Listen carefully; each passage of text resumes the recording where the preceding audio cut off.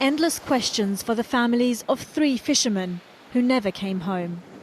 Carl McGrath, Ross Ballantyne and Alan Minard were on a fishing trip in late January. What happened to them and why they never returned is still a mystery. He actually built the boat and he worked hard day and night. Carl's mother Julie is desperate for answers. He just sat there day in, day out, waiting for some news. And it's horrible. It's just horrible waiting. And you're longing for it. You're just longing for him to say, look, we found them. And that's what I'm longing for, to get that so we can put, we want to put Carl at peace. We want to lay him to rest.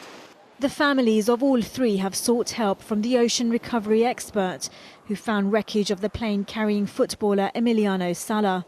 They're hoping to raise £75,000 to pay for the private search.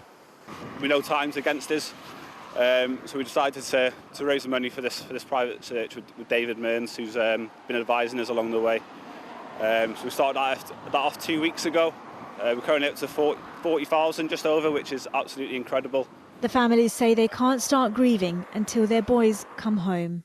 This is Conwy Quay in North Wales, and it's from here that Ross, Carl and Alan set sail on board a boat that Carl built with his own hands. The weather conditions that day were described as moderate, a perfect day for sailing. This video is from the boat's maiden voyage. The Nicola Faith, a 33-foot vessel, sailed what's believed to be its final journey on January 27th. Its GPS last located it at 6 p.m. that evening. The alarm was raised the following morning after the boat failed to return.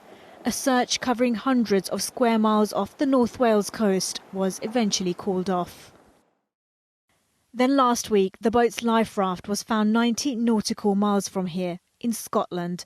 None of the raft's equipment had been used. The families say life is in limbo as they wait for answers. The private search is set to begin next week. Their search for closure depends on it. Sadia Chowdhury, Sky News in North Wales.